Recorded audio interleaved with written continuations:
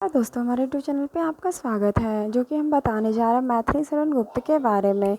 मैथिली शरण गुप्त हिंदी साहित्य के जाने माने कवि कहलाए जाते थे। इन्होंने अपनी बहुत सी रचनाएं के सभी का दिल जीता है। वे हिंदी साहित्य के कड़ी बोली के बहुत ही महत्वपूर्ण और प्रथम कवि माने जाते थे। मैथिली शरण गुप्त का जन्म 3 अगस्त 1886 में हुआ था। भारत के उत्तर प्रदेश के झांसी में चिरगांव में हुआ था। बचपन से ही उनके हिंदी कविताओं और साहित्य संबंध में रुचि थी। उनके पिता का नाम सेठ रामशरण कन्ने था और माता का नाम कलसा बाई था। आज से इसे पोस्ट में अपने मैथिली शरण गुप्त की कविताएं। मैथिली शरण गुप्त की कविता की विष्णु वस्तु। मैथिली शरण गुप्त की काव्यंत विशेष। मैथिली शरण गुप्त की कविता एगोधारा। मैथिली शरण गुप्त का काव्य भाषा पर विचार। मैथिली शरण गुप्त सांकेतिक मराठी, हिंदी, इंग्लिश, बंगाल, गुजराती, तमिल, तेलुगु आदि की जानकारी देने इस अभी स्कूल के निबंध प्रतियोगिता कार्यक्रम का भाषण प्रतियोगिता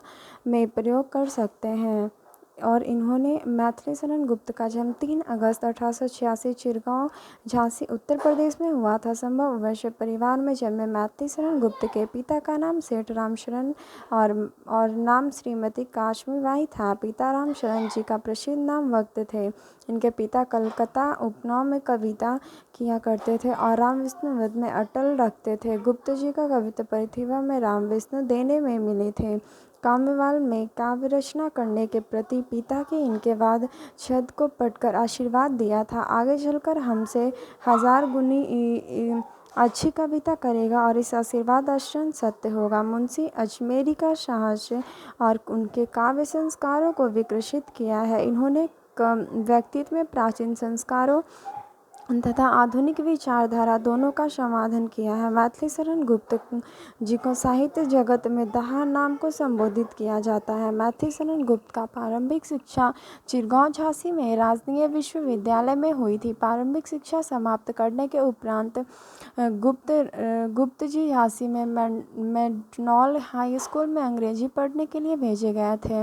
वहाँ इनका मन नहीं लगता और 2 वर्ष प्रसाद के घर में इनका शिक्षा का प्रबंध किया था, लेकिन वह पढ़ने में अपेक्षा इन्हें चकाई फिराया और पतंग उड़ाया था। बांग्लादेश में व्यापार आदेश किया। उन्हें इलाहाबाद पढ़ने में आनंद आता था। इसके बीच में गुप्ती मुंशी अजमेरी के संपर्क में आए और उनके प्रभाव में उनकी काव्य प्रतिभा को प्रोत्साहन प्राप्त हुआ था। अतः अब ये दोहे छपाई में काव्य रचना करने लगे, जो कि कलकत्ता वर्तमान कोलकाता में प्रकाशित होने वाले वैश्यपात्र में प्रकाशित हुई थी। लाइक और सब्सक्राइब जरूर।